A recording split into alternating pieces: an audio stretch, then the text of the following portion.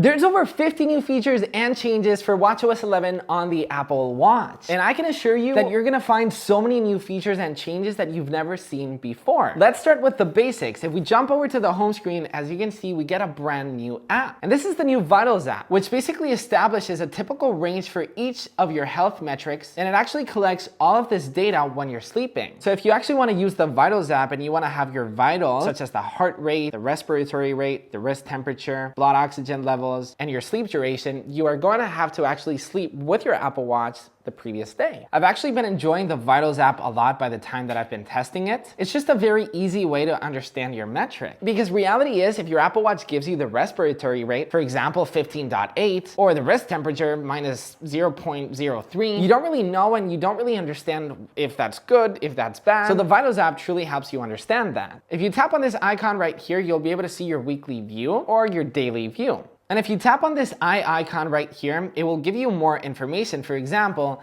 if your overnight vitals maybe go up or lower, it's going to tell you, hey, maybe it's because you have a cold, maybe you're a little bit sick, or maybe you had a little bit to drink the previous day. So it will basically help you understand your body a little bit better. A cool thing about the Vitals app is if you actually go on a complication and you tap on edit, with the modular ultra watch face, if you scroll down to the bottom, you're actually going to be able to see your training. And if you actually scroll to the bottom, you're gonna have your vitals right on your watch face. A great new change in watchOS 11 is if you wanted to go to Control Center, this was the only way to do it. And what I hated about it is if you actually scroll down, you had the ability to actually go to your Smart Stack. But now with watchOS 11, if you actually swipe up with the digital crown, you'll be able to see your notification center. It actually works surprisingly well and is probably one of those features that has changed the way that I actually interact with my Apple Watch so much. If we jump over to settings and then tap on sounds and haptics, as you can see, we finally have a way to change our ringtones. Not only the ringtone, but also the text tone. You've got focus, you've got jingle, you've got Nighthawk, transmit, twirl, wind up, wonder, or the typical default one for the Apple Watch, pebbles. Now, same thing goes for the text tone. You've got tons of different ones.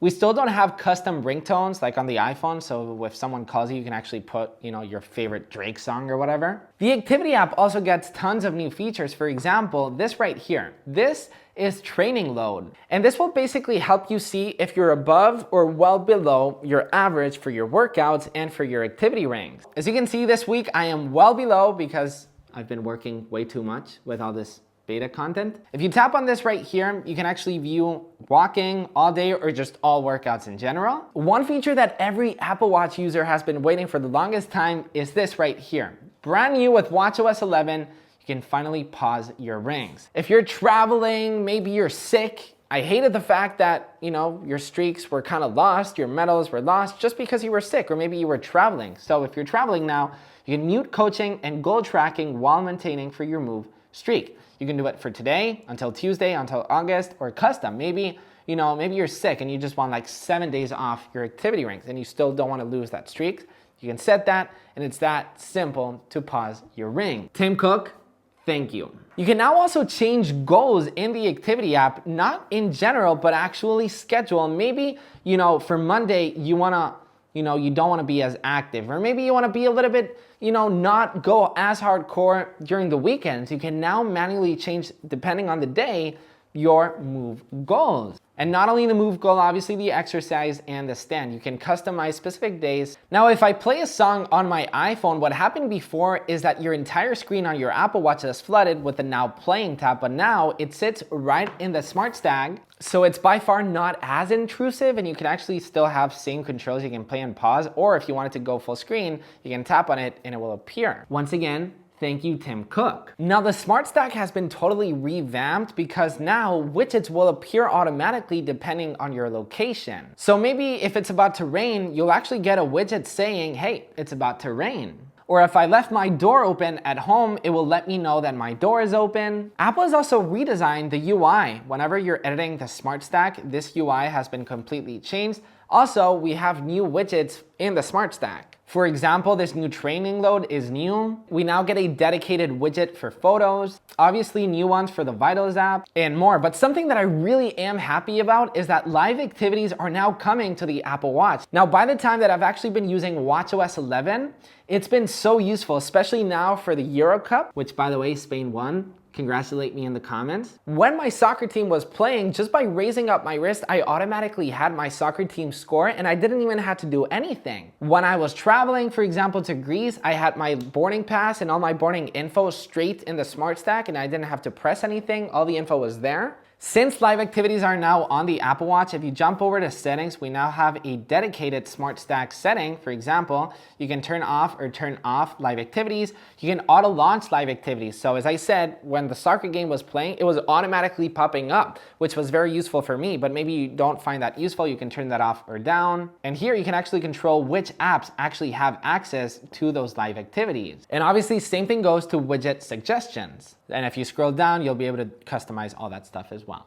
If you scroll down right here, as you can see, we now have a dedicated volume, so we can now turn up the volume and turn it down on the Apple Watch. I can't believe we never had that option, but now you can turn it up and turn it down using the digital crown. So maybe you're playing a voice memo, or maybe you're listening, or maybe you're having a phone call, you can now turn it up directly from the control center. Did you know the app Shazam is actually owned by Apple? And yes, with watchOS 11, we actually have new updates to Shazam, the app where you can basically recognize a song. If you actually scroll down on Shazam now, you'll actually get your recent history now, which looks amazing. You can tap this right here and you can actually add it to your Apple Music library. You can add it to a playlist or open an Apple Music directly from your watch. There's new updates to the timer app. Apart from that, it's been slightly redesigned. You can now add different ones. Not only that, but you can actually, if you scroll to the bottom, you can actually edit them. You can now delete certain timers, and the coolest thing about it is that you can actually pin certain timers. So maybe you cook or you bake a cake that is always 23 minutes. Instead of manually adding a specific timer, you can now pin that favorite timer that you have, and boom, just like that,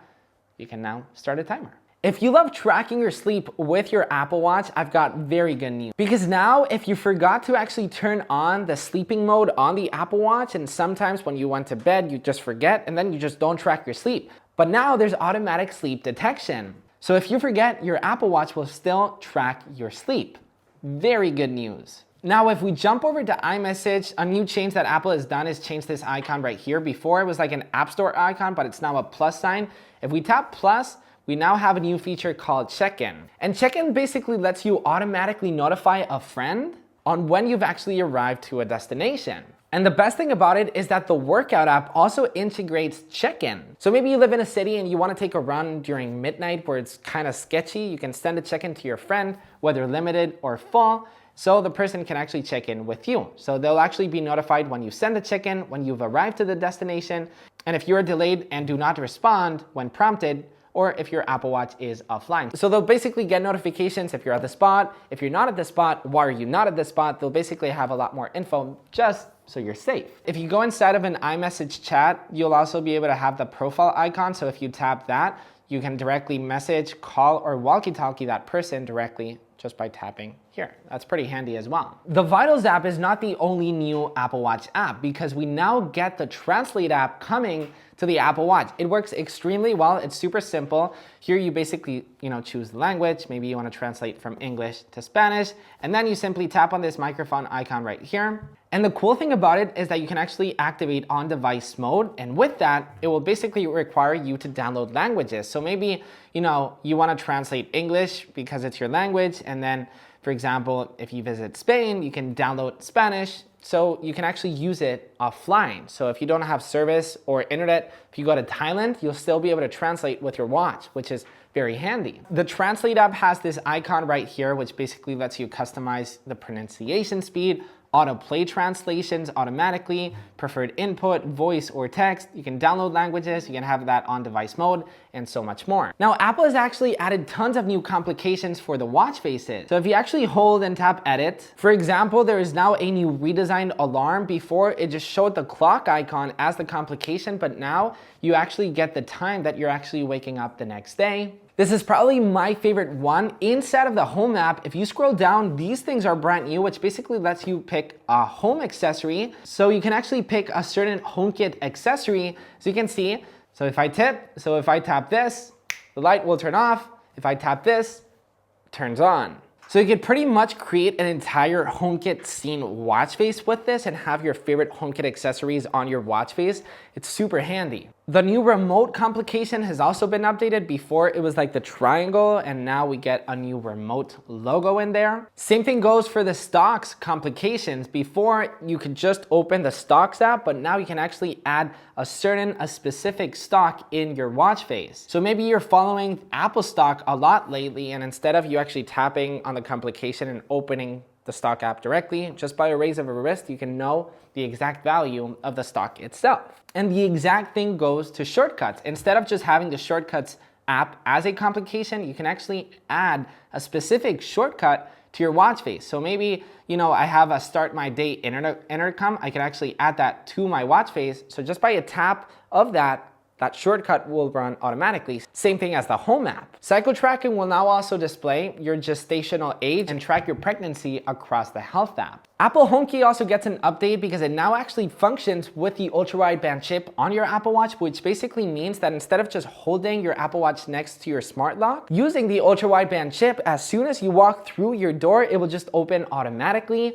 Now this is extremely useful if you've got a box or a package, or maybe your grocery store list, or maybe your groceries on your hands. You can just walk right in your home. You don't gotta do like this. You just walk in your home, which is amazing. Tap to Cash was also introduced with iOS 18, which lets users actually pay just by tapping their iPhone with their iPhone. If you want to send $20 to someone, you simply hold your iPhone next to another iPhone. It will actually send, but it's also available on the Apple Watch. So if you bump an Apple Watch with an Apple Watch, you can do that, or an Apple Watch with an iPhone. It all works together. The workout app also gets improvements. You can see distance and route maps for more workouts, including rowing your boat. You also have more in-depth info for custom pool swims, which will basically guide you through timed intervals. So just by raising up your wrist while you're swimming, you'll know when your next interval is. And also you can see what's coming with the upcoming intervals. Now the double tap feature on Apple Watch Ultra and Apple Watch Series 9 is great, but it wasn't that useful because it was just not functional for a lot of apps. But now with watchOS 11, you can use double tap to actually scroll down. For example, I'm currently in the home screen and it's scrolling down automatically. If you tap on the weather app, for example, you can actually scroll down within an app itself, as you can see. Let's say I want my condition, I can scroll down. The new Photos watch face on the Apple Watch has actually been totally revamped because it now analyzes using AI the best photos and actually transforms the text and actually places it a specific way so it actually looks the best way possible. Let me show you the way that it looks. You can actually use the photo shuffle and you can actually tell the Photos watch face. Okay, show me people, nature, and you can actually select the specific people. So maybe you just want your girlfriend on it, maybe your wife, maybe your dog only, or maybe a specific collection or an album. Let's just tap on people and pets and tap on continue. And the new dynamic feature will basically place the text maybe behind objects, to the side, depending on the photo. It will actually do it the best way it can. And if you actually scroll to the bottom, you can actually change everything. Like the text color, you can actually make it black and white. You've got tons of customization for you to choose from, including the numerals, the actual font itself. I've been loving the Photos watch face. Let me show it to you on the watch. And yeah, look how good the watch face looks on the Apple Watch. It knows that I'm a person right here, so it's actually displaying the text behind me. I find it so awesome that we have some sort of AI features coming to the Apple Watch. So that's watchOS 11. Subscribe if you found any new features, and if you want to keep watching and discovering what's new with iOS 18, you can tap this right here. Maybe iOS 18 with CarPlay, you can tap this right here, or the best thing you can do once again is subscribe. I love you guys, and I'll catch you in the next one. Peace.